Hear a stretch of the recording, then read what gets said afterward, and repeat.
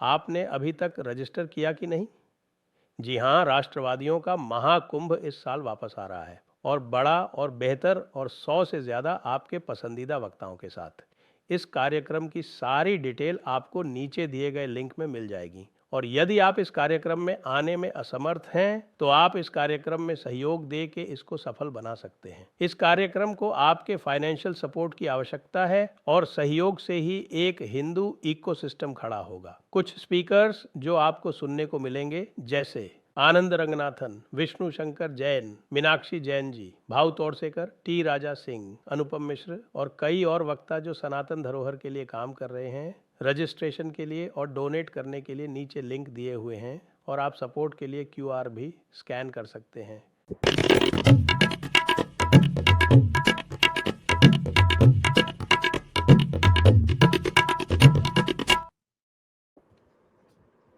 नमस्ते,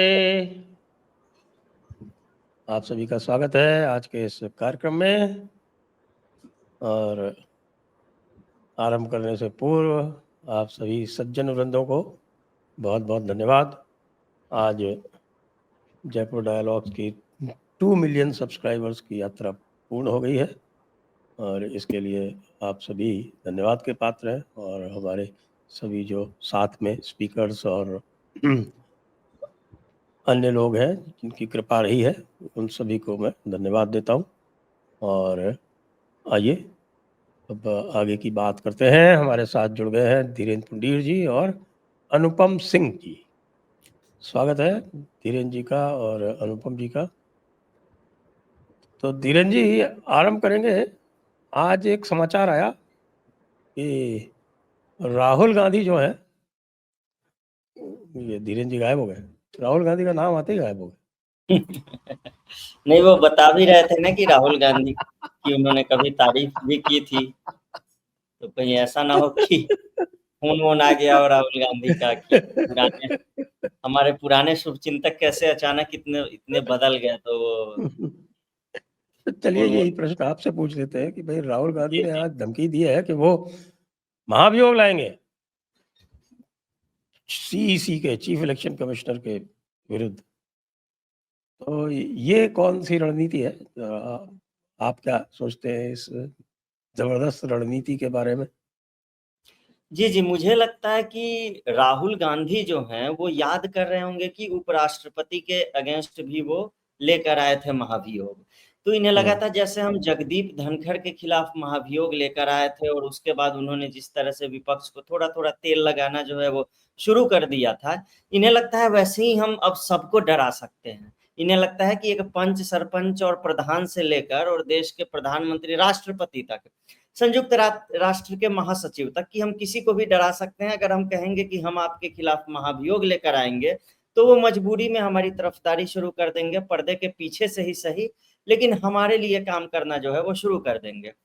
तो यही कारण है कि ये चुनाव आयुक्त को डराना चाहते हैं कि वो इनके लिए जो है सो कि कुछ काम करना शुरू कर दें, क्योंकि इन्हें पता है। और जवाब तो दिया जा चुका है ना। कल जो ये वो पूरी जो प्रेस कॉन्फ्रेंस हुई थी उसमें वो ठाकुरता को इन्होंने भेज दिया था कि हाँ देखो जरा वो उस पे जिस पे चीन से माल लेकर और खाने पीने के आरोप हैं, जिसमें अभिसार शर्मा भी कुछ दिनों पहले वो तो न्यूज क्लिक वाले कांड में था ना।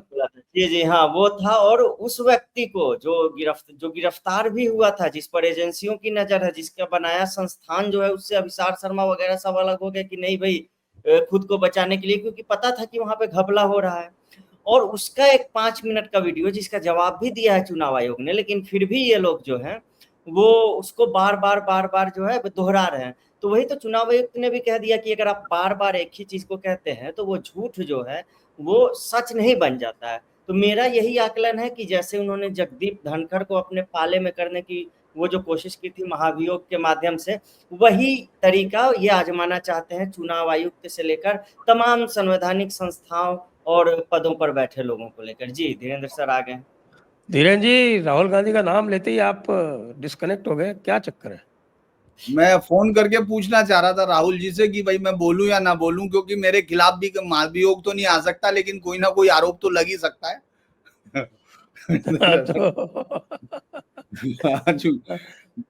लेकिन ये जैसा अभी कह रहे थे कि सबको डराना चाहते हैं। तो धनखड़ जी तो इसलिए डर गए कि धनखड़ जी तो राज्यसभा की मेजॉरिटी से और लोकसभा की मेजॉरिटी से ही हट सकते थे। लेकिन सीईसी को तो आपको टू थर्ड करके हटाना पड़ेगा, तो सीईसी क्यों डरेगा इनसे? देखिए बात सीसी को डराने, क्योंकि ये उनको खुद ही मालूम है, जैसे नसीर को मैं सुन रहा था जो उनके राज्यसभा सांसद हैं, कि हमको मालूम है भाई हमारे पास नहीं है हटाने का। दरअसल वो अब राहुल गांधी जो नहीं कहना चाहिए किसी लोकतंत्र के में अपोजिशन पार्टी के एक लीडर को, वो अब आपको एक अराजक उस आइडिया पे दिख रहे हैं अब पूरी तरह से। क्योंकि कल अगर आप तैयारी करते, आपको जिस तरह से एक लंबी प्रेस कॉन्फ्रेंस हुई थी, बहुत सारे सवालों का जवाब दिया, हो सकता है कुछ और सवाल आपके होंगे, आप और सवालों के साथ है, क्योंकि कल तमाम पत्रकार ठाकुर गुहा तक आपको दिख रहा होगा, ठाकुर तक सब साल शामिल थे, जितने भी लोग थे वो वहां शामिल थे। तो जो सवाल जवाब हुए पूरा खुल के दिया, लेकिन इसके बावजूद आप किसी भी चीज को एक्सेप्ट नहीं कर रहे हो और आज एक और थ्रेट को आगे बढ़ा रहे हो। चूंकि इसको बिहार से जोड़कर देखना चाहिए, उनको मालूम है कि बिहार का जातीय समीकरण उनके हिसाब से अभी नहीं है। देखिए बिहार में मैंने इतने लंबे समय से जो देखा है, बिहार में कोई मुद्दा कोई चीजें ये काम नहीं करती हैं। जो भी लोग कहते होंगे वो उनका अपना आकलन होगा, लेकिन रिकॉर्ड इस बात की गवाही देते हैं बिहार कंप्लीटली जातिगत बेस पर है। चाहे वो नरसंहार हो, चाहे उसके बाद भी आपको कोई जातीय वो टूटता हुआ नहीं दिखता। वहां की जाति गणित इसी तरह से, जैसे बैलेंसिंग आज की डेट में नीतीश कुमार है, वो आज की डेट में भी बैलेंसिंग तुला है, इसमें कोई अभी तक शक नहीं है। और ये इसलिए नहीं है क्योंकि आपने देखा होगा शुरुआत में आरजेडी ने उन पर स्वास्थ्य को लेकर उस सब पर बोला काफी सारी चीजें कि भाई मानसिक तौर पर ये है और तमाम चीजें, लेकिन उसके तुरंत बाद उन्होंने वापस कर लिया। उसके बाद आप उसका जवाब, क्योंकि वो जानते हैं कि उनके साथ जो वोट है आप उसको हिला नहीं सकते हैं। राहुल गांधी को यह मालूम है कि जितने वोट बिहार में हैं, क्योंकि आप ये सोचिए कि जिस लालू प्रसाद एक चीज कहूंगा साहब की, आपने कहा राहुल गांधी को मालूम है, राहुल गांधी को कुछ भी नहीं मालूम। नहीं, उनके लोगों ने उनको बताया नहीं होगा तो अलग बात है लेकिन वही तो है, वो जिनसे कंज्यूम करते हैं वो बताएंगे तब ना पता चलेगा। वो तो नहीं ऐसी बातें दरअसल छुपा के रखेंगे।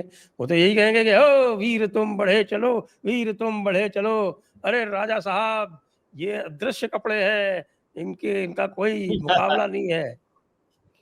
दरअसल कल लालू प्रसाद यादव जब बैठे थे तो मुझे लगा कि ये वही हैं जिनके लिए शायद लालू से भी ज्यादा मेमोरी राहुल गांधी ने अपनी वीक कर ली है, क्योंकि इन्हीं के लिए वो बिल फाड़ने वाले थे वहीं बैठ के, इन्हीं के प्रोटेक्शन। तो ये मतलब आप ये राजनीति की आयरनी है कि एक लीडर जिसको आप ये मान के चल रहे हो कि वो संविधान बचाने की बात कर रहा, बार बार ऐसी चीजें कर रहे हैं जिसको कोई ये सोच ही नहीं सकता। इतना मतलब चुनाव आयोग के खिलाफ आप एक लेवल से ज्यादा बढ़ते जा रहे हो। आप वोट चोरी, आज संसद में जो नारे लग रहे थे वोट चोर गद्दी छोड़, मतलब आप ये सोचिए कि पूरा विपक्ष इस समय किस मानसिक स्थिति की तरफ चला गया।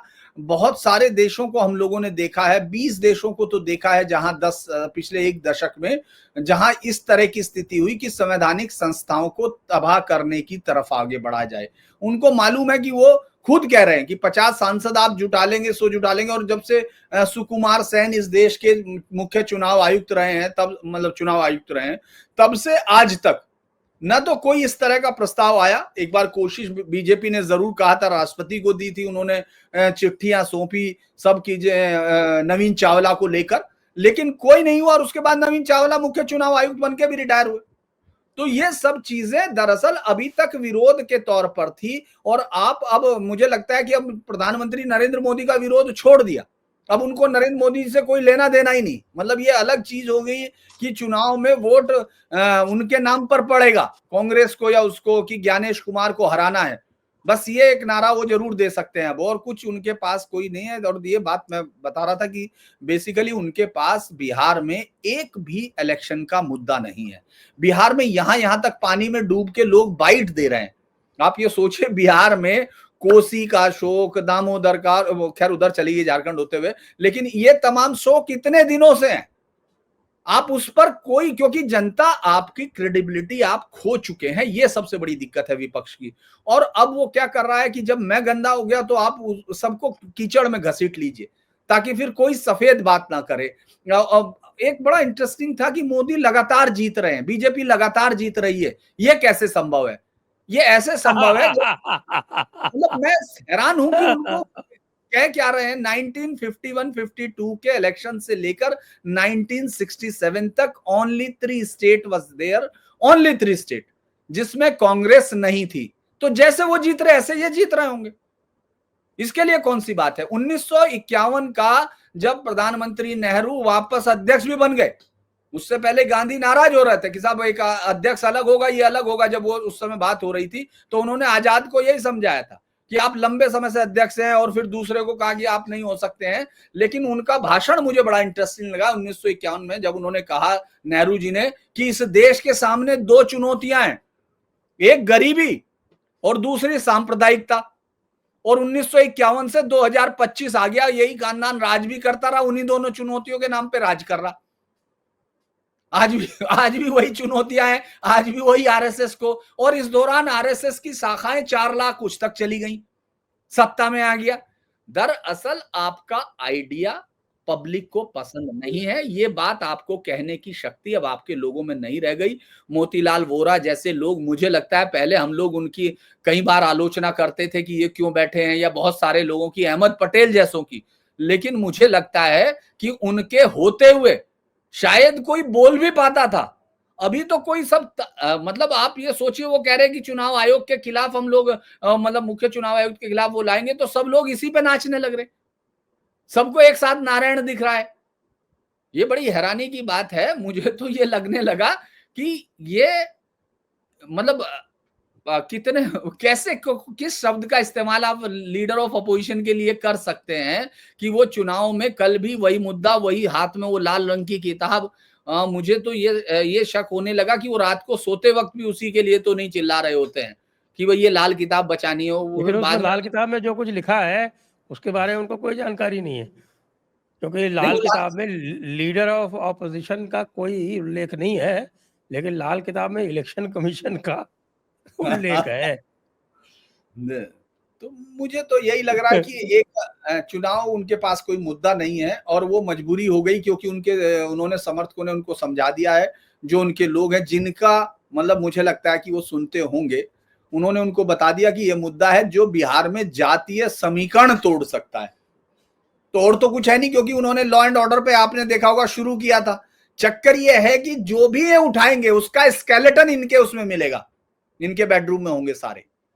चाहे जैसी आप कानून व्यवस्था पे सवाल उठाएंगे तो जंगल राज में लोग चले जाएंगे। लोग देख लेंगे कि तेजाब से कैसे मारा जाता है लोगों को। लोग देख लेंगे जब पुलिस की टीम घुसती है तो उससे फायरिंग होती है, उसको मार दिया जाता है, आप बुला लेते हैं। लोग देख लेंगे कि एक फ्लैट के अंदर किस तरह से एक लड़का लड़की को, इनको जिस तरह मारा गया, रेप, और आपने वॉइस सैंपल नहीं दिया, आपने सीमन सैंपल नहीं दिए। लोग देख लेंगे कि किस तरह से एक आदमी पान की पीक थूकना चाहता है तो सेक्रेटरी लेवल का अधिकारी उसके लिए पीकदान उठा रहा है। तो इसीलिए दिक्कत यह है कि उनके पास इसके अलावा कोई मुद्दा नहीं। और लोग तो कहते थे सूरत बदलनी होनी चाहिए, लेकिन मुझे लगता है हंगामा खड़ा करना ही मकसद है, इसके अलावा कुछ नहीं। अनुभव जी, एक बात और भी दिख रही है कि ये जो पूरा का जी पूरा जी मूवमेंट जो चालू किया गया है, ये मूवमेंट तब चालू हुआ है जब बाकी सारे जो एक रिजीम चेंज के जो फॉर्मूले हैं वो फेल हो गए। और ये जो टेम्पलेट है ये बेसिकली बांग्लादेश वाली टेम्पलेट दिखती है कि साहब के किसी भी तरह से उकसाओ, सरकार के प्रति अविश्वास पैदा करो, जो संस्थान हैं, जो विश्वसनीय संस्थान हैं उनके प्रति अविश्वास पैदा करो, और किसी तरह से लोगों को सड़क पर लाओ।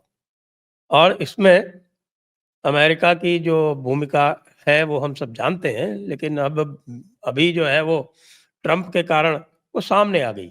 इसमें ये कहूँगा कि ट्रंप की बेवकूफ़ी है। अगर उसको वाक़ई मोदी को हटाना था तो कम से कम थोड़े से शालीनता से व्यवहार करता, तो हो सकता है कि साहब के हम लोग जो है वो खामख़याली में रहते हैं। अब तो बिल्कुल स्पष्ट हो गया।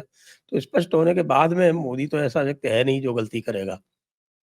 तो इसमें आपका क्या कहना है कि ये जो इनकी जो इच्छा है या उत्कंठा है, या ये कहें कि खामख़याली है कि लोग जो है वो सड़क पर आ जाएँगे इनके साथ में, इसमें आपको क्या लगता है? मैं कुछ लिबरल वालों के उसमें घुसा हुआ हूँ चुपचाप। जी जी WhatsApp groups, Tarzan WhatsApp horse. WhatsApp WhatsApp groups में, वहाँ पे आजकल नैरेटिव चल रहा है कि भाई एलओपी के प्रति तो बड़ा आदर होना चाहिए, क्योंकि लीडर ऑफ ऑपोजिशन जो है वो 60% जनता को रिप्रेजेंट कर रहा है, मोदी तो केवल 40% को कर रहा है। जी। उनको सबसे पहले तो ये याद करना चाहिए कि 2014 और 2019 में वो इस लायक भी नहीं थे कि इतने नंबर्स उनके पास हों कि जो नेता प्रतिपक्ष अगर कोई पद है भी जो उनको मान्यता दी जाए, फिर भी सरकार ने और संसद ने उनको मान्यता दी कि हाँ, लोकसभा अध्यक्ष ने कि हाँ भाई आप चलो हो नेता प्रतिपक्ष, आप खुश रहो कि आप हो, आपके पास नंबर्स नहीं है, सत्ता तो छोड़ दीजिए, नेता प्रतिपक्ष होने लायक के नंबर भी इनके पास नहीं थे।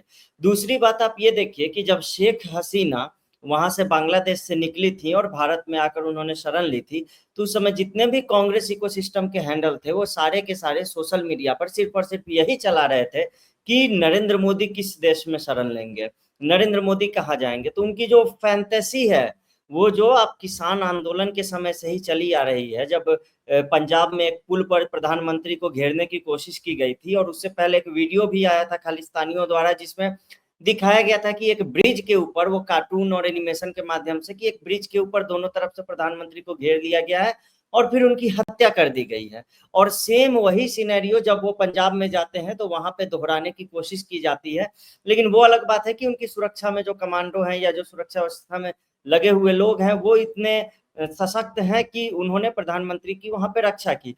तो ये जो फैंटेसी आप समझिए कि ये उस समय से चली आ रही है, जब बांग्लादेश में शेख हसीना ने देश छोड़ा उस समय फिर से ये फैंटेसी अचानक से जागृत हो गई।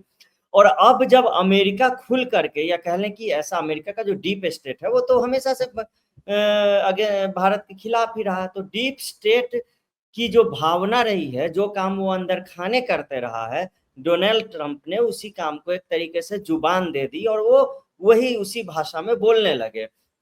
ये जो एक मुखौटा वाला सिस्टम होता था कि अमेरिका में राष्ट्रपति मुखौटा लगा के बातें करता था और पीछे जो चल रहा है वो अंदर खाने चलता रहता था, फंडिंग वंडिंग अपना जो भी चीजें हैं, तो ये अब मिक्स हो गई दोनों चीजें। तो इसमें मैं ये देख रहा हूँ कि राहुल गांधी को ऐसा लगता है कि अगर हम प्रधानमंत्री के खिलाफ ज्यादा से ज्यादा अराजकता का माहौल बनाए पूरे देश में, तो हमें अमेरिका से समर्थन मिलेगा, फंडिंग भी मिलेगी उन तत्वों को और संरक्षण भी मिलेगा। क्योंकि डोनाल्ड लू है एक अमेरिका का रिजीम चेंज एक्सपर्ट उसको बोला जाता है, और जब लोकसभा के चुनाव हो रहे थे तब वो यहाँ भारत में आकर बैठा हुआ था। बांग्लादेश में भी रिजीम चेंज में, या फिर इमरान खान जो पाकिस्तान के हैं उन्होंने भी उसका ही हाथ बताया था, और वो भारत आता है लोकसभा चुनाव 2024 के एकदम मध्य में, और दिल्ली नहीं आता है, वो चेन्नई जाता है और वहां पे जाके रुकता है। और उसके बाद तमिलनाडु में वो जो anti Modi, anti Hindi, anti north India, ये जीएसटी वीएसटी सारी चीजों को लेकर अचानक से एक तमिल अस्मिता वाला वो पूरा जो है खड़ा हो जाता है। तो वो अलग बात है, हो सकता है कि वहां कुछ न कुछ फ्यूल करने की ऐसी कोशिश की गई थी लोकसभा चुनाव के समय, जो सफल नहीं हो पाई क्योंकि स्थिर सरकार लगातार तीसरी बार भी आ गई। तो मुझे ये लगता है कि जो उपराष्ट्रपति सीपी राधाकृष्णन को बनाया जा रहा है, तो एक तरीके से कुछ न कुछ वहां ऐसा चल रहा था लगातार जो डीप स्टेट है उसकी तरफ से, जिस कारण ये फैसला लेने में उसका भी कहीं ना कहीं थोड़ा ना थोड़ा योगदान जो है वो मैं देख रहा हूँ कि मंथन हो सकता है हुआ होगा। दूसरी, बिहार की धीरेन्द्र सर ने भी कहा कि जाति को लेके वहां जो है जल्दी टूटते नहीं है लोग। आप ये देखिए कि मुकेश सहनी जो है वीआईपी करके जिसने अपनी पार्टी बना रखी है, मुकेश सहनी का न एक विधायक है, न एक विधान पार्षद है, न एक लोकसभा सांसद है, न एक राज्यसभा सांसद है, कुछ नहीं है।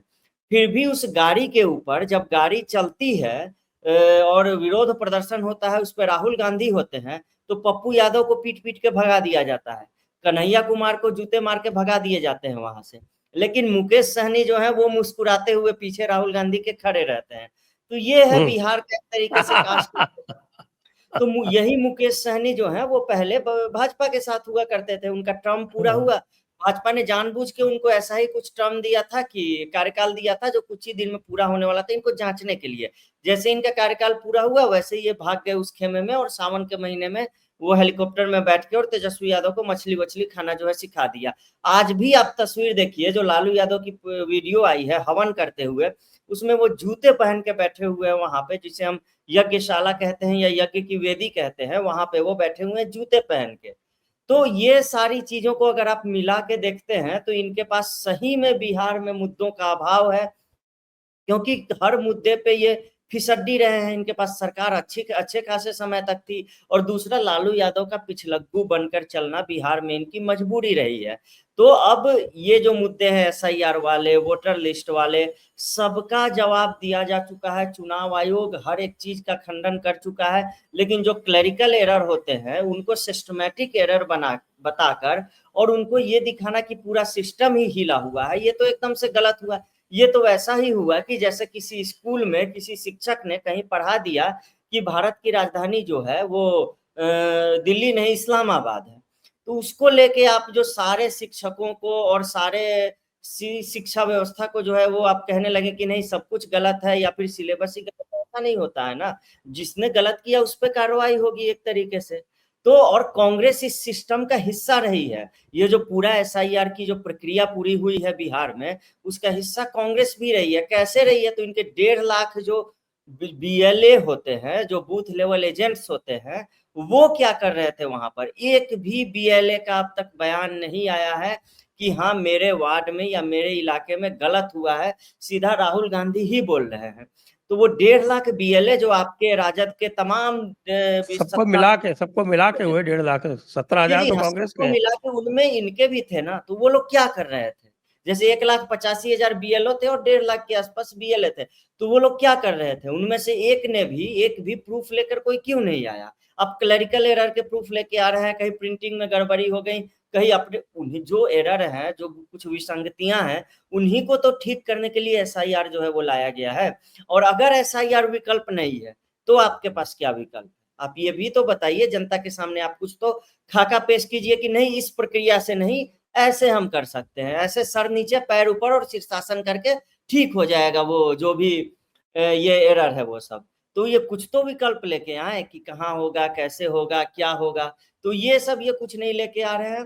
तो ये पूरा हिस्सा अराजकता भारत में फैलाने का है। लेकिन मेरी ये मतलब एक तरीके से भविष्यवाणी ही समझिए कि बिहार में ऐसे मुद्दों से किसी को कोई फर्क नहीं पड़ता है। बिहार में आज तक हर चुनाव में, चुनाव से 3 दिन पहले ये डिसाइड करती है जनता कि हमें किसको वोट करना है, क्या करना है, कैसे करना है। स्थानीय उम्मीदवार दोनों तरफ के सब कुछ देख के, उसमें जाति एक बड़ा फैक्टर होता है, वो सारी चीजें हैं। लेकिन सोशल मीडिया पे आप देखिए ना, बिहार के जो नेता है उन्होंने इस बार से एजेंसियों के चक्कर में आके सोशल मीडिया पे खर्च करना थोड़ा बहुत शुरू ही किया है। इनको लगता है कि सोशल मीडिया में किसी मुद्दे पे हमें अगर 1 लाख लाइक या 1 लाख रिट्वीट मिल गए तो वही मुद्दा जो है ग्राउंड पे भी बिहार में एक तरीके से प्रतिबिंबित होगा। तो ये कहीं किसी सपने में जी रहे हैं, इन्हें ग्राउंड की बिल्कुल भी समझ नहीं है। बिहार में ऐसे चुनाव होता ही नहीं है। और मैं कह रहा हूँ ना, महारानी फिल्म में एक डायलॉग है ना कि जब जब आपको लगता है कि आप बिहार को समझ गए, बिहार आपको एक झटका देता है। तो इस बार तो मुझे झटका नहीं, इस बार तो मुझे लग रहा है पूरा दोनों तरफ वो लगा के वो जो दो दिया जाता है करंट के माध्यम से, वो इस बार इनको मिलेगा। जी जी धीरेन जी, ये जो नैरेटिव्स बनाने के जो प्रयास हो रहे थे, और आपको पता है कि इंटरनेशनल नैरेटिव कैसे चलता है, वो हर तरह से भारत के विरोध में ही रहता है। लेकिन मुझे लगता है कि ये अभी अमेरिका के और डोनाल्ड ट्रंप के भारत के विरोध में सीधा खड़ा हो जाने के कारण जो थोड़ा बहुत भी महत्व दिया जाता था इनको, वो भी समाप्त हो गया। और इसीलिए थोड़ा बहुत महत्व जो राहुल गांधी को उन लोगों द्वारा मिलता था जो अंतर्राष्ट्रीय मीडिया के प्रभाव में रहते थे, वो भी उनको भी बड़ी निराशा हुई होगी कि उनका जो चेला है और उनका जो प्यादा है वो बिल्कुल ही गलत रास्ते जा रहा है। दरअसल कोई भी आदमी हो, चाहे वो कितने ही कमजोर घोड़े पर दांव लगाए, वो हमेशा ये सोचता है कि रेस में कुछ ना कुछ तो आता है, कम से कम ये घोड़ा अगली बार उनमें नाम आ जाएगा कि इस पर लगाया जा सकता है दांव या कुछ। कभी भी रेस का, मैंने तो खैर रेस नहीं खेली है लेकिन देखी जरूर है, चूंकि यहाँ दिल्ली में भी होती है। हर आदमी के पास डिटेल होती है, सारी जानकारी होती है। तो वो जो लोग इंटरनेशनल प्लेयर हैं जिनका काम ये है, उनके पास एक एक डिटेल्स होती है। लेकिन वो ये जानते हैं कि कांग्रेस एक ऐसी पार्टी, जैसे अब आपने LOP वाला कहा कि 60% आबादी जो है मेरे पक्ष में है। दरअसल पहला इलेक्शन में सिर्फ 42% वोट मिले थे, 45 इनके उनको मिले थे, नेहरू जी को 45 ही मिले थे नेशनल उस पर, और पूरे विधानसभाओं में 42 मिले थे। तो उस समय भी 60% अलग ही थे।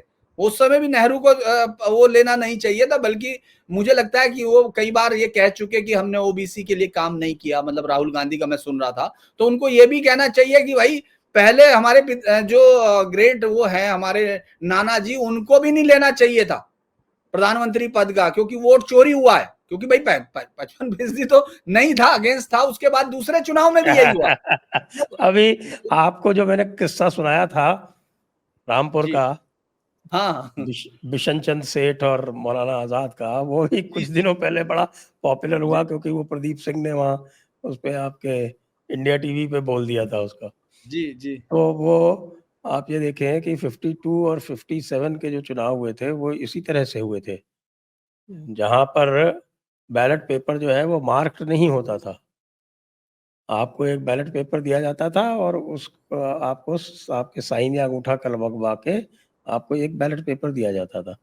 उस बैलेट पेपर को जो कैंडिडेट का जो बक्सा होता था, अलग-अलग कैंडिडेट के अलग-अलग बक्से होते, उसमें हाँ, जाके 3 आप डाल दीजिए और जैसे चाहिए वैसे फिर बाद में उसको आप आपस में उलट-पुलट कर लीजिए। ऐसे ही तो हुआ था वो रामपुर का चुनाव जो था, और रामपुर का ही नहीं, बहुत सारे चुनाव जो है वो इसी तरह से हो जाया करते थे। क्योंकि मेरे पिताजी 1967 से मुझे याद है, जब से थोड़ा मैं 7 साल का था 1967 में, तब देखा था कि पिताजी जाया करते थे चुनाव की ड्यूटीज़ में, और फिर वो आके किस्से सुनाया करते थे कि क्या-क्या होता है वहाँ पे। हम तो तब से देख रहे हैं, और दरअसल हमने सबने देखा हुआ, अनुपम जी ने शायद नहीं देखा होगा, लेकिन मैंने और धीरेन्द्र जी ने तो बहुत देखा है कि कैसे फ्रॉड हुआ करता था। एक नहीं, चंद्रभान मैंने गुप्ता जी तो हुआ करते थे। बूथ लूटने की कहानियाँ जो है बिहार में वो सुनी है, और आस-पास के लोगों को बंदूक-वंदूक लेकर जाकर और बूथ राज आरजेडी के लिए लूटते हुए हाँ, देखा भी है। और उस समय, और ये इसे क्या कहें कि मेरे दादाजी जो थे वो भी आरजेडी के ही नेता हुआ करते थे उस समय। तो वहाँ ये अच्छा। सुनिश्चित किया जाता था कि राजद ही जीते उस क्षेत्र में उस तरीके से। तो वो कैसे होता था, क्या होता था, बचपन की मुझे वो धुंधली-धुंधली यादें जो हैं, वो हैं। जी। तो अब उसके परिप्रेक्ष्य में राहुल गांधी जी जो है वो एक नई परंपरा डाल रहे हैं और कह रहे हैं कि साहब की इलेक्शन कमीशन वोट चोरी करवा रहा है। तो मुझे तो मैंने कोई सर्वे नहीं किया है, आप बताएं, आप तो रहते हैं जनता के बीच में धीरेन्द्र जी, कि जनता में इसके प्रति क्या, किस प्रकार का क्या क्या भावना है। देखिए भावना मैं इसलिए बता रहा हूँ कि यहाँ कोई, चूंकि मैंने आपके साथ शायद हम लोग नहीं उस पर बात की है, लेकिन मैं ये कहता हूँ कि जिसने भी चुनाव लड़ा है, लड़वाया है, या चुनाव कवर किया है, मैं बाकी को छोड़ दी, जनता को छोड़ दी, जो वोट देती है उसको मालूम है वोट देना क्या होता है। मैं आपको ये पर्सनल बता सकता हूं, और जिसको शक हो मैं उसको बता दिखा भी सकता हूं। कैराना कॉन्स्टेंसी में बाबू हुकुम सिंह चुनाव लड़ते थे, उनके तमाम एक एक वोटर का मैं नाम बता रहा हूं, वोटर एक एक, सिर्फ ये नहीं कॉन्स्टेंसी, आप सोचो 5 लाख की कॉन्स्टेंसी होगी, 5 या 5.5 लाख की, एक एक वोटर का नाम और उसके लिस्ट पे लिखा रहता था। चूंकि मुख्य पोलिंग एजेंट मेरे यहां से होते थे, तो वो ये बता देते थे कि 2300, हम लोग 2300 वोटों से हार रहे हैं, हम लोग इतने वोटों से। तो मैं अभी हंस रहा था कि ये कैसे संभव था, ये तो वोट चोरी हो रही थी। उन्होंने कहा कि ये मालूम होता है क्यों, पार्टी का, चूंकि इन्होंने चुनाव लड़ा नहीं है, आप ये समझ लीजिए, जिन लोगों को ये लगता होगा वो उसी तरह की वोट चोरी का कहानी जो उन्होंने बताई होगी, इसी तरह से चुनाव लड़ते हैं। संजय जी, ये सिर्फ जाने के बाद आपने देखा होगा वकीलों का पूरा ग्रुप खड़ा रहता है जो सेट पे साइन कराता है, अलग अलग सेट पे, उसके बाद ये फिर चले जाते हैं, उसके बाद गले में माले और सिर्फ भाषण। इसके अलावा जब वो मिलते हैं चुनाव, जो पोलिंग एजेंट होते हैं उनसे भी सिर्फ चाय के लिए मिलते हैं। करेक्टली, चूंकि आम जनता ये जानती है, वो जब जाती है तो उसको वहां 3 जो लाइन से अलग अलग पार्टियों के मेज और दस्तर पे, उसको हमारे यहाँ बोला जाता है बस्ता, तो हर एक पार्टी का जो बस्ता होता है, वहां उनको पता रहता है कि हमको अपना वोट यहां से लेना है, जबकि वो कोई भी कहीं से ले सकते नहीं, वहीं जाते हैं। क्यों? क्योंकि उनको मालूम है, उसको ये मालूम है, वो बताते हैं धीरे से कि वो नहीं आया बबलू, नहीं वो तो दिल्ली में है, हाँ तो ठीक है, वो पर्ची निकाल ली जाती है। वो सब पार्टियां करती हैं। ये दरअसल प्रक्रियागत खामियों को इनको किसी ने ये समझाया नहीं कि ये सब पार्टियां फायदा उठा रही हैं। ये जो है उसके बाद मेरे जैसे एक आदमी को ढूंढा जाएगा और उसके बाद जब शाम का समय होता है या भीड़ का उस वक्त जब दिखता है तो उसमें वो पर्ची जाके डालाता है। ये होता है क्योंकि उनको मालूम है कि इसकी वोट तो दिल्ली में भी बनी हुई है। मैं कल मेरे एक दोस्त से मिला जिसके पास 3 जगह वोट थी। उसने कहा कि यार वोट तो ये दरअसल इसमें से एक भी मुद्दा ऐसा नहीं था जिससे जनता जुड़ पाती, क्योंकि जनता फर्स्ट हैंड जानती है। मैं इसलिए कह रहा हूं कि हर आदमी को मालूम होता है, क्योंकि जो मुख्य जो बोले हर एक गली का एक अलग एजेंट होता है, वहां उसको उनकी जिम्मेदारियां होती है और हर एक के पास आपने देखा होगा 10-10 कॉपी फोटो स्टेट करा के रखते हैं मतदाता सूची की, उस पर निशान लिखा जाता है, ये पहले ही कर लिया जाता है। ये चुनाव के वोटिंग के 2 दिन 3 दिन पहले निश्चित हो चुका होता है कि हाँ इसमें इतना, चूंकि इन्होंने एक तो चुनाव कभी लड़ा नहीं है ग्राउंड पे उतर के, इनको मालूम है लीगेसी जिताती है, एक भीड़ है जो जाती है, और ये कभी उनमें मीटिंगों में रात में बैठ के उनसे समझ रहे हो कि फला मकान में कितना है, ये लोग नहीं करते। बल्कि कई बार मैं देखता हूं आम कैंडिडेट भी तय करने के बाद जो मुख्य एजेंट होता है वो रोज रात को शाम के बाद आप देखेंगे 7-8 बजे के बाद जब सभाएं 10 बजे तक बंद हो जाती हैं, उसके बाद सारे चुनाव में बैठ के ये तय किया जाता है उस घर में कितने वोट थे, अब कहां चले गए, वो हमारे थे कि दूसरे थे, पहले गिराने, अब इन्होंने इसको गया।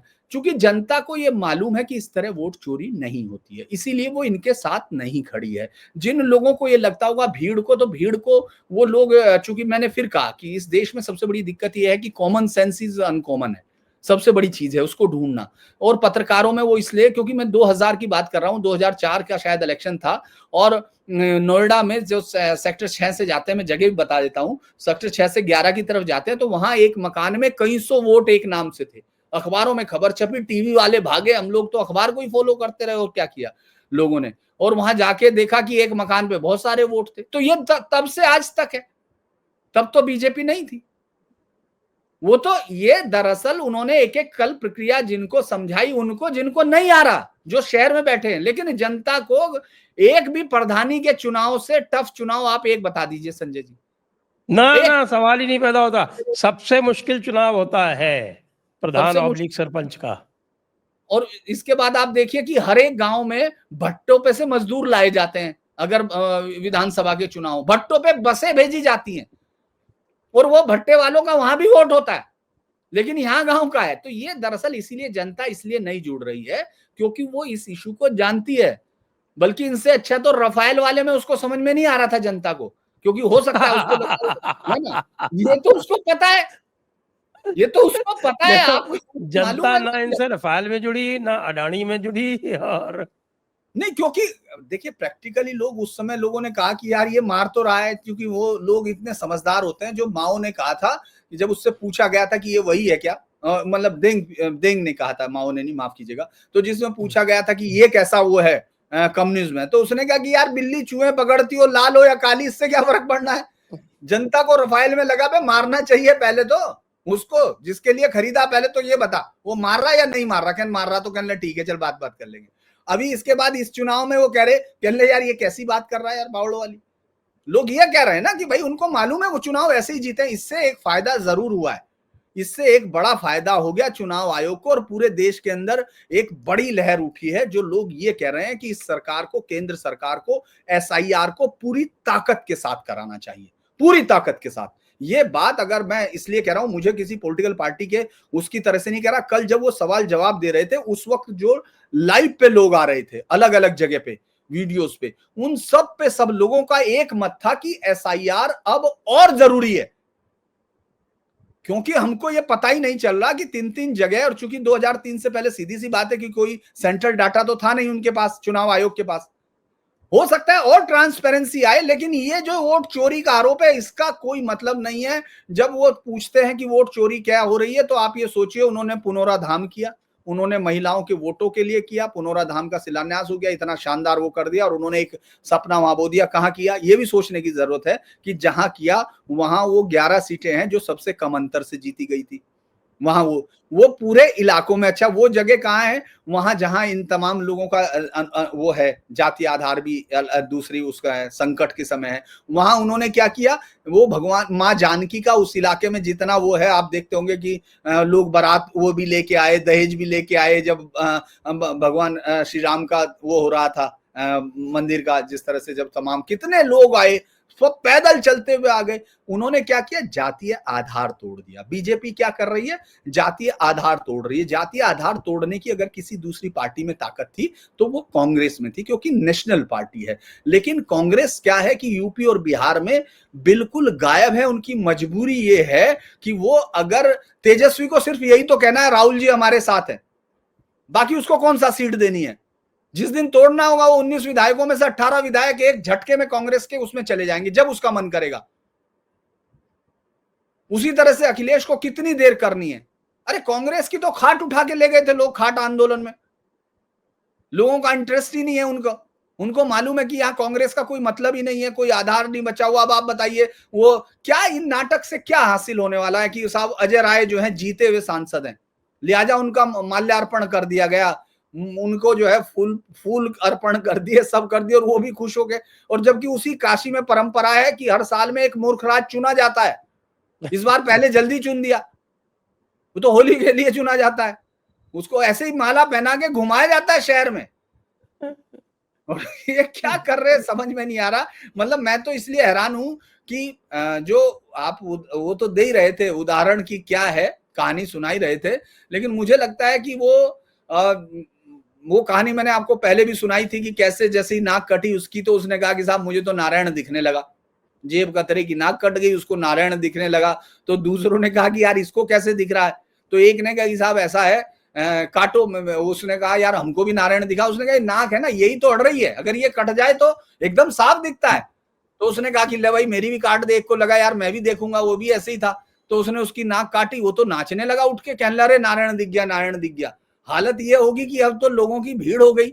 अब राजा को पता चला कि यार ये सारे नकटों को नारायण दिख रहा है, मुझे नहीं दिख रहा है, तो इससे बड़ी दिक्कत हो जाएगी, जनता में विद्रोह हो सकता है, क्योंकि भाई राजा को नाक नहीं दिख रहा है। तो उसने कहा कि चलो फिर परसों को हम चलेंगे उस आदमी के पास जिसने पहली, वो तो संप्रदाय का गुरु हो चुका ना नकटों के। तो उन्होंने कहा ठीक है साहब। अब वो जाने लगे तो उस राजा के साथ जो वजीर था, उसके पिता कभी वजीर रहे थे, उन्होंने कहा भाई बेटे जल्दी जा रहे हो? कहने नहीं साहब आज वो जाना है और वहां। तो उसने कहा उस राजा से मेरा हाथ जोड़ के अनुरोध है, मुझे ले चलो। उनके पास ले गए। उन्होंने कहा कि साहब मैंने आपके खानदान का नमक खाया, आपके पिता के साथ रहा, तो मुझे एक मौका दे दीजिए, मैं पहले नारायण देखना चाहता हूं। तो राजा ने सोचा कि चलो ठीक है यार इसको नारायण देखने दो। तो उन्होंने उनको कहा कि ठीक है आप चलिए। उसने कहा लेकिन पहले सेना ले लो और उस पूरे इलाके को घेर लेना जहां वो सारा नकटा गैंग रह रहा है और वो हो गया है। तो सेना घेर ली गई। राजा ने सोचा भाई सनकी है लेकिन हमारे पिता का वो किया है तो ठीक है। तो उन्होंने कहा जा तो रही है। तो उसने, वो आया बड़ा, उसके साथ बड़ा चांदी की तस्तरी में सोने का चाकू वाकू, राजा की नाक काटनी है, इससे बड़ा क्या मौका मिल सकता है। तो उसने कहा, राजा साहब ने कहा भाई नहीं नहीं पहले इनकी काट दो, हमारे ये जो है मंत्री जी के पिताजी ये चाहते हैं। तो उसने कहा, उसे झटका तो लगा लेकिन फिर भी उसने कहा कि चलो। तो जैसे ही वो नाक काटने लगा तो कान में फुसफुसाए, या तो नाच और बता नारायण दिख रहा, नहीं तो लोग नकटा कहेंगे। तो उसने नाक पे रुमाल रख के कहा पकड़ो इन सारों को, ये सब ऐसे ही है। तो ये जो नाच रहे हैं ना चुनाव आयोग के लिए, ये सब वही है। इनको वोट नहीं मिल रहे हैं, जनता इनको चुन नहीं रही है। अरे भाई आप सड़क पे आइए। मैं बार बार कहता हूं, कल भी परसों भी मैं बोल रहा था कि राहुल गांधी एक अच्छा काम कर रहे हैं कि वो सड़क पे उतर रहे हैं। एक नेता का यही काम होता है कि वो बार बार उतरे, वो लोगों से मिले, लेकिन इशू रखे ताकि लोग जुड़े। लोग ऐसा तो बहुत, जब सर्कस की पार्टी आती है ना गांव में, अब तो नहीं आती, अब तो सबके हाथ में मोबाइल आ गया। तो संजय जी वो बहुत लंबे लंबे उस पे आते थे, बांस पे। तो हम लोग कभी कभी छुट्टी में जब गांव जाते थे तो उस वक्त कभी आगे तो हम उछल के छत पे चले जाते थे। और वो छत जितना ऊंचा होता था वो जो पर्चे बांटता था। तो एक दिन तेज हवा चल रही थी, वो उसका पैर उड़ गया, उस पे पैर वाला पजामा बहुत ऊंचा था। तो मैंने कहा तो मोना है। तो तेज हवा चल रही थी। वो ये समझने की जरूरत है, जनता के सामने आप अगर मदारी बन के, वो मदारी बनना चाहते हैं या जमूरे बनना चाहते हैं, तो ये आपके ऊपर है, क्योंकि आपको गांव गांव घूमना है। वो बोना नेता नहीं हो जाता। आपको ये समझना चाहिए कि बिहार में इस वक्त भी बाढ़ है। पिछले 35 सालों से सिर्फ ओबीसी वहां है, चाहे लालू यादव का खानदान हो, चाहे नीतीश कुमार हो, कोई मनुवादी नहीं है, कोई सवर्ण नहीं है। तो भी आज आप वही मुद्दे उठा रहे हो। आपके पास मुद्दा नहीं हुआ 35 साल तक, कोई एंटी इनकम्बेंसी नहीं चलती वहां, आप ऐसी सोसाइटी नहीं बना पाए। ये तो सोचने की बात है, किसकी विफलता है इसमें? किसी भी मैं इसी बात पे पहले ये पूछ लेता हूँ, क्योंकि अनुपम जी बिहार से ही हैं, कि साहब क्या बिहार में कांग्रेस की हालत वाकई ज्यादा खराब है क्या? नाटक क्यों हो रहा है? जी, जी। बिहार में कांग्रेस वो तो है ही नहीं, एक तरीके से आप ये समझिए ना। इनके पास कांग्रेस, एक तो कांग्रेस में नेता नहीं है, दूसरा अगर कोई नेता ऊपर आने की कोशिश भी करता है तो उसको लालू यादव या फिर लालू परिवार जो है वो उसको ठीक कर देगा। इनके पास अशोक चौधरी थे जो प्रदेश अध्यक्ष हुआ करते थे, इनके दलित भी थे, हर हिसाब से इनके लिए फिट थे, लेकिन वो अब क्या है, जदयू में आ गए। और नीतीश कुमार के सबसे करीबी नेताओं का घेरा जो है उनके आसपास, जिसमें संजय झा हो गए, ललन सिंह हो गए और अशोक चौधरी हो गए, तो अब ये सारे लोग हैं। और बड़ी बात यह है कि जदयू में के फर्स्ट जो सेकंड रंग की लीडरशिप जो भी है, फर्स्ट रंग में तो एक ही है सिर्फ, नीतीश कुमार, उन सबके प्रधानमंत्री और गृह मंत्री से भी बहुत अच्छे संबंध हैं। दूसरी चीज, कांग्रेस में एक नेता है अभी पप्पू यादव हैं, तो उनको तो इन्होंने टिकट ही नहीं दिया। टिकट दिया भी वो क्यों टिकट नहीं दिया, क्योंकि तेजस्वी यादव और लालू यादव के परिवार ने कहा था कि इनको टिकट मत दो। तो कम से कम एक वो नेता ऐसा था जो कम से कम एक्टिव है, वो सक्रिय है, वो कुछ कुछ करता रहता है। वो मीडिया में बोलने के लिए, दिखने के लिए वो कुछ भी करेगा, वो सड़क पे सो जाना हो। मैं इसमें जो है जो थोड़ा फोकस पे लाता हूँ, जी, क्योंकि अभी एक अभिषेक तिवारी जी और ओंकार चौधरी जी के साथ में मैंने एक किया था, और उसमें क्योंकि ओपिनियन जी, पोल किया है अभिषेक तिवारी ने, तो वो ये कह रहे थे, उनका कहना था कि साहब की 150 प्लस आज की डेट में ही हैं और अभी किसी के दौरे आरंभ नहीं हुए हैं। There is no Narendra Modi, there is no Amit Shah, there is no Yogi Adityanath. और ये तीनों लोग जो हैं, खास तौर से नरेंद्र मोदी और Yogi Adityanath, they make a big difference. तो और क्या, अच्छा जो वहाँ चलता है जिस तरह से, जो क्योंकि वहाँ तो अंक गणित चलती है मेरे हिसाब से, मैंने भी जो वहाँ के अभी तक किए हैं वहाँ तो अंक गणित के हिसाब से चलता है, तो वो अंक गणित के हिसाब से तो भाई बहुत आराम से जीत रहे हैं वो।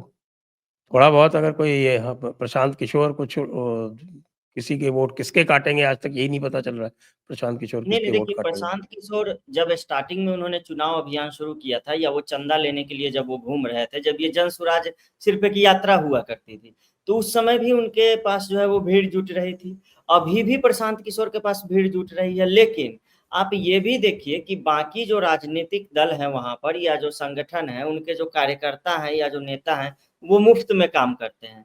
जन स्वराज एक एजेंसी की तरह, एक कंपनी की तरह, एक एनजीओ की तरह चल रही है, जहाँ पे जो भी भीड़ लोग जुटा रहे हैं या जो लोग भी आ रहे हैं, जो लोग उनके लिए घूम रहे हैं, जनसंपर्क कर रहे हैं, वो सारे के सारे सैलरीड लोग हैं, पैसे मिल रहे हैं उनको। एक नेता या एक राजनीतिक पार्टी की स्वीकार्यता की पहचान जो है वो उसी से होती है कि कोई मुफ्त में आपको कितनी सेवा दे रहा है, या तो वो आपको आपकी विचारधारा को अपना मान रहा है, या आपके प्रति समर्पित है वो, या उसको लग रहा है कि कोई नहीं यही अच्छा है।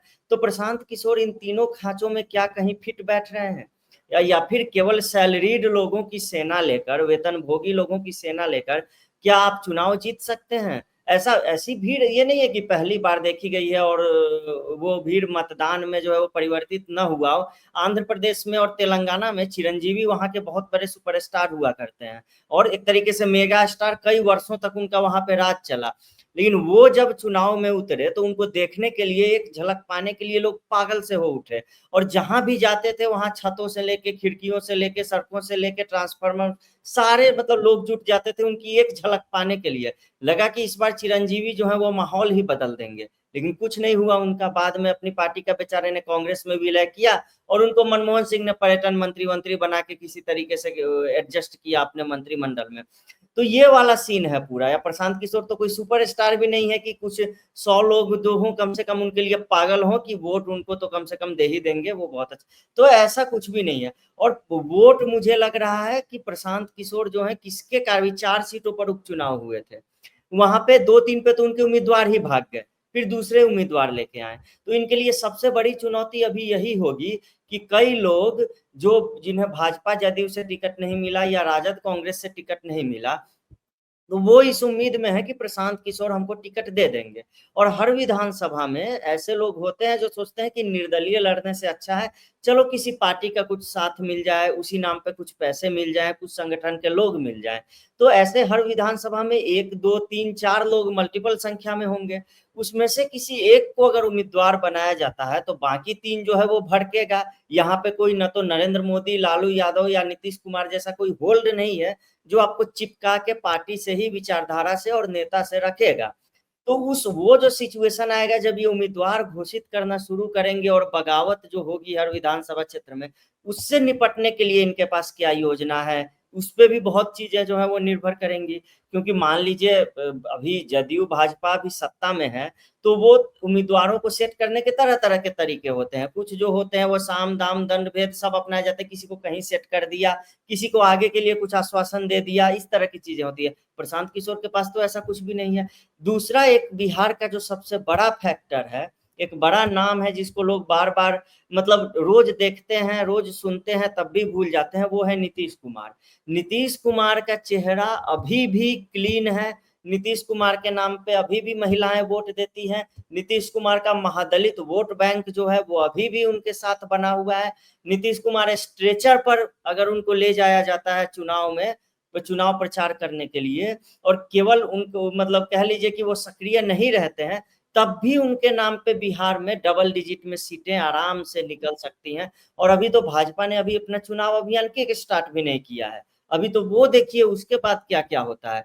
और ये मैं साफ कर दूं, बिहार में कोई भी राष्ट्रीय मुद्दा जो है वो नहीं चलेगा। बिहार में एक ही राष्ट्रीय मुद्दा चलता है और वो है राष्ट्रीय सुरक्षा का, वो है गलवान, पहलगाम और एयर स्ट्राइक, ऑपरेशन सिंदूर, इन सब को लेके एक राष्ट्रभक्ति की जो भावना है वो युवाओं में होती है, तो इस कारण जो है वोट इधर उधर शिफ्ट होते हैं। बाकी किसी राष्ट्रीय मुद्दे पे अगर कांग्रेस सोचेगी एसआईआर पे कर लें, तेलंगाना का कोई बात बता के कर लें, खड़गे हमारे दलित हैं फलाने कर्नाटक के, तो उनके नाम पे कर लें, या फिर हमारे ये वेणुगोपाल का चेहरा देख के वोट दे दो, या फिर सुप्रिया श्रीनाथ के गाल देख के वोट दे दो, तो ऐसा बिल्कुल भी जो है वो नहीं चलता है। ये सारी चीजें बिहार में बिल्कुल भी नहीं चलती हैं। वहां पे सिर्फ और सिर्फ ये चलेगा कि स्थानीय मुद्दे आप कितना उठा पाते हैं, इस पे सब कुछ निर्भर करेगा। तो कांग्रेस की रणनीति कंफ्यूज्ड है, प्रशांत किशोर के पास संगठन नहीं है, मतदान में उनके मतदाताओं में परिवर्तित होता हुआ उनका वोट नहीं दिख रहा है। तो ऑब्वियसली जदयू भाजपा का जो गठबंधन है और खास करके लोजपा जब साथ में है, तो 5% वोट जो है वो रामविलास पासवान के समय 7-8% वोट जो था वो कहीं नहीं जाता था। 5% भी अगर 4-5% भी चिराग पासवान अगर रिटेन करते हैं या ट्रांसफर कराते हैं तो वो भी बहुत बड़ी बात होगी। दूसरी आप ये देखिए, दलित वाला कार्ड बिहार में एकदम नहीं चलेगा, क्योंकि अब सुप्रीम कोर्ट उपवर्गीकरण की बात करता है, आरक्षण की बात करता है, या फिर ये, और वहां नीतीश कुमार 20 साल पहले उपवर्गीकरण कर चुके हैं, बहुत अच्छे से कर चुके हैं, और कहीं कोई विरोध के कोई स्वर नहीं उठे। जीतन राम मांझी जो मुसहर समाज बिहार में है, उससे ज्यादा निर्धन, उससे ज्यादा दरिद्र, या फिर कह ले वैसी दशा बिहार में किसी भी समाज की नहीं है जो मुसहर समाज की। और दलित ठेकेदार जो हैं उनमें से कईयों को पता ही नहीं होगा कि ये मुसहर लोग जो हैं वो होते क्या हैं। मांझी जो है वो मल्लाह भी सरनेम लगाते हैं जो निषाद होते हैं, लेकिन बिहार में ये जो मांझी हैं ये अलग होते हैं। और बहुत लोग जो बिहार को नहीं समझते हैं वो कंफ्यूज हो जाते हैं कि मांझी मतलब मल्लाह या निषाद, ऐसा बिल्कुल भी नहीं है। तो उस मुसहर समाज ने अपना नेता जीतन राम मांझी को माना हुआ है, और कम से कम गया और उसके आसपास जो भी इलाके हैं वहां इनका दबदबा है इस समाज का। तो वो दलितों का जो सबसे कह ले कि जो अंत में जो वर्ग है वो आपको भाजपा का समर्थन कर रहा है। खुद चिराग पासवान जो है वो दलित है, नीतीश कुमार महादलितों के मसीहा रह चुके हैं। वहां कहां से आप दलित जाति और एसआईआर वाला कार्ड खेल लेंगे? ये किस जयराम रमेश ने, किस केसी वेणुगोपाल ने, किस सुप्रिया श्रीनाथ ने आपको जो है सो की आइडिया दे दिया है, जिनको बिहार की कुछ समझ भी नहीं है। इससे अच्छा तो किसी भाजपाई को हायर कर लो भाई अपने रणनीतिकार के रूप में, वो आपको कुछ फायदा करा देगा। तो मतलब कंप्लीटली मिसगाइडेड एकदम इनका जो इलेक्शन कैंपेन है वो चल रहा है, और वो चुनाव से 15 दिन पहले ही आपको धराशायी होता हुआ बहुत अच्छे से दिखाई दे जाएगा। जी जी धीरेन्द्र जी, एक और विषय जो इस समय चल रहा है, और वो अभी चला था जब डायरेक्ट एक्शन डे की एनिवर्सरी थी 16 अगस्त को, और 16 अगस्त को डायरेक्ट एक्शन डे के दिन कुछ लोगों ने उसको कहा कि साहब कि ये जो सारा का सारा कार्यक्रम हुआ था वो सोशल जस्टिस के लिए हुआ था। और ममता दीदी ने ट्रेलर भी लॉन्च नहीं होने दिया बंगाल फाइल्स का। तो क्या आप इस देश में लोगों को डायरेक्ट एक्शन डे के बारे में जानकारी है? हमको, आपको, अनुपम जी को तो है, लेकिन क्या इस बंगाल फाइल्स के माध्यम से जनता को अब जानकारी हो जाएगी? और ये कितना बड़ा सोशल जस्टिस का मूवमेंट था। देखिए, एक बहुत बड़ी बात यह है, लगातार हम लोग आजादी के बाद से एक सिंगल नैरेटिव सुनते आए, लगातार एक नैरेटिव रहा, और वो किताबों के आधार पर। इसीलिए जब बहुत सारे, आपने देखा होगा ब्यूरोक्रेसी में भी वो लोग बात करते रहे हैं, तो वो चूंकि वो किताब पढ़ के ही वही आए हैं, और ज्यादातर लोगों ने 8वीं 9वीं के बाद तो कोई इतिहास की किताब पढ़ते भी नहीं है। अब तो फिर भी 9 10 तक आ गया, लेकिन पहले तो 8th के बाद डिवीजन हो जाता था, तो उनके पास इतिहास को फिर जानने का समय नहीं रहता था। और ये एक बहुत ही क्लासिकल केस है हिंदुस्तान पढ़ने के लिए। या तो आपको अफ्रीका में ऐसा मिला या यहां मिला, जहां मूल इतिहास को काट के कम्युनिस्टों ने दूसरी कहानियां गढ़ी। बाकी तमाम जगह कम्युनिस्ट कहते हैं कि जब भी आपके किसी का वर्चस्व का प्रतिरोध करना हो तो आप संस्कृति की मदद लें, संस्कृति में वो बीज निहित होते हैं जो उसका वर्चस्व का प्रतिरोध करते हैं। लेकिन जब वो हिंदुस्तान में आते हैं तो वो ये कहते हैं कि संस्कृति को एनिलेट करके ही आप प्रतिरोध कर पाएंगे। यानी यहां आने वाले वामपंथी भी उसी तरह से झूठ और मक्कारी के साथ खड़े थे, जिस तरह इतिहास का, जिस तरह से आप ममता बनर्जी को देख रहे हैं। ये कोलकाता में ही सीधे तौर पर उन्होंने बोला था, सरदार पटेल ने, माफ कीजिएगा 1 मिनट, 5 बजे। हाँ, अब बोले। ओ सॉरी, माफ करना, मैं तो वो मुझे, तो जिस तरह से इस पूरी लड़ाई को देखा गया है, जो नैरेटिव की वार है वो कुछ समय से टूट रही है। आप जब देखते हैं कि सिर्फ जब ये 2014 में सरकार आती है तो ये कोई सत्ता का ट्रांसफर नहीं था, या कि एक पार्टी से, क्योंकि वो सत्ता का ट्रांसफर अटल बिहारी वाजपेयी के समय में हो चुका। बहुत चेंज आप नहीं महसूस करते थे, क्योंकि वो बातें जरूर होती थी, वो उस समय लोगों को पसंद था, लेकिन ग्राउंड पर कोई नहीं काम हो रहा था। किताबें वही की वही थी जो 67 के बाद कम्युनिस्टों ने जीत के अपने कांग्रेस को मदद देने के बदले जो हासिल किया था वही कुछ था। तो लेकिन जब 2014 में आए तो आपने देखा व्हाट्सएप पे शुरू हुआ, उसको कहा गया व्हाट्सएप के यूनिवर्सिटी कहा गया, फिर व्हाट्सएप से वो धीरे धीरे किताबों में आने लगा। बुक फेयर में मैंने जाके देखा कि लोग किताबों की बातें करने लगे, किताबें ढूंढने लगे। फिर एक दौर आप जैसे पूरे जो जिनके पास इंटेलेक्ट और नॉलेज के साथ था रेफरेंस, उनके सामने आने लगे, वो जब बताने लगे लोग उनको ढूंढने लगे। आप ये सोचिए, कभी 1000 किताब पर बिकने वाले एक एडिशन पे उसको सबसे बेस्ट किताब का एडिशन मान लिया जाता था कि साहब ये बहुत ही बेस्ट सेलर है। अभी आपकी किताबें 1000, 50, 60 हजार, 1 लाख जो जा रही हैं, वो क्या है? वो दरअसल इस लोगों के जानने की भूख है। ये जो फिल्में हैं जिनको आप सोचिए, जॉन अब्राहम कह रहा है, वो माफ कीजिएगा, जो अब्राहम है, उन्होंने कहा कि साहब कल एक इंटरव्यू में कि साहब वो ये लोग इनको देख रहे हैं, मुझे परेशानी है, मैं ऐसी कोई फिल्म नहीं बनाता, केरल स्टोरी या उससे आप बना ही नहीं सकते हैं, क्योंकि वो माइंडसेट ही नहीं हो सकता। जो लोग मारे गए हों, आप ये सोचिए, बंगाल एक ऐसा राज्य है संजय जी जिसको बार बार पढ़ा जाना चाहिए। आप तो वहां रह के पढ़े हुए, मैं तो सिर्फ कुछ समय चुनाव को ही कवर करने जाता हूं, 2 ढाई महीने, लेकिन वो माइंडसेट पढ़ने की जरूरत है, क्योंकि वो सिर्फ 1946 में नहीं है। 1906 में वहां ढाका में वो बनती है, मुस्लिम लीग बनती है। बख्तियारुद्दीन खिलजी के बाद से सबसे ज्यादा जो दर्दनाक हादसे हैं वो वहां है। उसके बावजूद वो 1946 में सब डायरेक्ट एक्शन डे होता है, फिर भी उसके बाद नोआखली होता है, लाइन से है कंटिन्यू, फिर बीच में नोआखली होगा, फिर आप देखेंगे लगातार मेमन सिंह और सब जगह। और इसके बावजूद जब वहां सरकारें बनती हैं तो वही लोग, जो लोग मुस्लिम लीग में थे, वही लोग कांग्रेस में शामिल हो गए। और कांग्रेस 1967 तक लगातार आबाद तौर पर शासन करती रही, 1967 में भी जीती, लेकिन उस समय नक्सलवादी मूवमेंट की वजह से वो लेकिन इन सब ने मिलकर एक ही काम किया कि किसी भी तरह इस देश की जो चेतना है उसको जागने मत दो। चेतना क्या है? चेतना वो है जो इतने लंबे समय से विरोध और प्रतिरोध के बावजूद, मतलब इतने उसके बावजूद वो खड़ी रही, तो ये जो पहले आपने देखा होगा केरला स्टोरी पर आया, पहले दिल्ली उस पर हुआ, कश्मीर फाइल्स पर। कश्मीर फाइल्स की ये पूरी कहानी हम सब ने बाद में 90 के बाद में नहीं पढ़ी कभी, हमें नहीं पता चला। मैं खुद बता रहा हूं, मैं तो शुरू से अखबार पढ़ता रहा, हम लोगों को नहीं पता चला। लेकिन हम लोगों ने ये देखा कि जब ये फिल्म आई तो हम लोगों ने तलाश, हम लोग कह दीजिए हम लोग पहले से ढूंढ रहे थे, लेकिन जिन लोगों ने इस फिल्म के आने के बाद जब रोते हुए हॉल से बाहर निकले तो वो लोग फोन कर रहे थे कि भाई ये क्या ऐसा हुआ था। वो कश्मीर में फोन कर रहे थे उन सारे पत्रकारों को, उन सबको जिनको वो जानते थे। तो ये सब चीजें उसी तरह फिर जब केरल स्टोरी आई तो किसी को ये नहीं था, कोई ये सोच नहीं रहा था, क्योंकि एक ही घुट्टी पिला रखी थी कि सबसे ज्यादा साक्षर राज्य है और सब जगह सारा कुछ सब कुछ ठीक है। कंटिन्यू आप जो है वहां 60-70 से यूपी बिहार में तो 1970-80 के बाद हिंसा आई है राजनीतिक क्षेत्र में, वहां 60 से आरएसएस और हिंदू मुन्नानी उन सबके पैर और हाथ काटे जा रहे थे, उन लोगों के कत्ल किए जा रहे थे। उस वक्त से वो कभी नहीं आया सामने।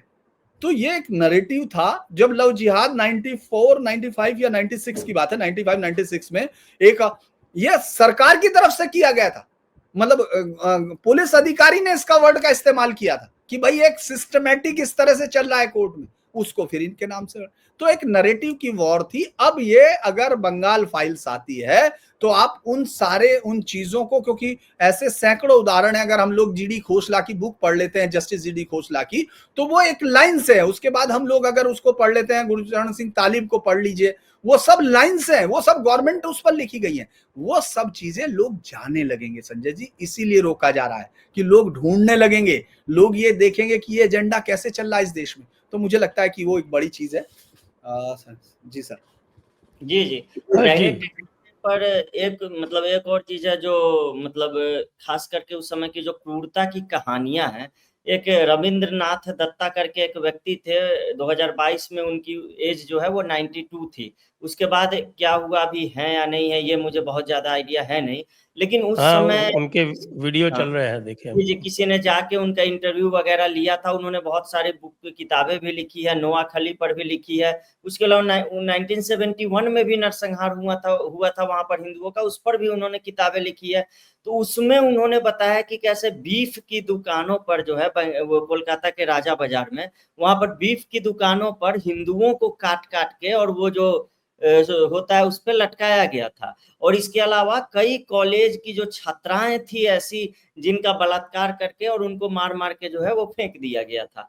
तो उस समय वो विभाजन की क्रूरता की कई ऐसी कहानियां हैं। डायरेक्ट एक्शन डे, ये एक अंग्रेजी नाम है जो एकदम फैंसी सा लगता है कि हाँ उस दिन कुछ नीतिगत बड़ा फैसला हुआ होगा, या कुछ लोगों को लगता है कि सिर्फ विभाजन के लिए आंदोलन एक हुआ था, लेकिन असल में इसके पीछे जो कितनी हिंदुओं की लाशें जो है वो छिपी हुई हैं, अपने आप में ये दिखाने में द बंगाल फाइल्स जो है वो कितना कामयाब होती है, इस पर निर्भर करेगा कि फिल्म की वो दस्तावेजीकरण में, जैसे द कश्मीर फाइल्स में इन्होंने कश्मीर में जितने भी नरसंहार हुए या वारदातें हुई उनका एक दस्तावेजीकरण किया था, उस हिसाब से ये बंगाल वाले में कितना जो है वो कर पाते हैं, क्योंकि ट्रक में भर भर के जो है लाशें जो है वो फेंकी गई थी।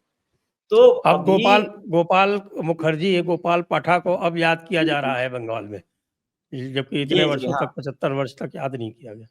तो खुद आइए अब इस गांधी चर्चा को खुद गांधी ने गोपाल पाठक की सुरक्षा ली थी, और प्रखर श्रीवास्तव जी ने बताया कि कैसे स्टेन गन लिए हुए गोपाल पाठक के आदमी थे, उन्होंने अहिंसा के पुजारी महात्मा गांधी को सुरक्षा दी थी उनके मांगने पर, तब वो सुरक्षित रहे थे वहां पे। जी हैदरी महल में रहते थे, लेकिन हैदरी महल में जिनके इलाके में रह रहे थे उनकी सुरक्षा की गारंटी नहीं थी, गोपाल पाठक से लेनी पड़ी।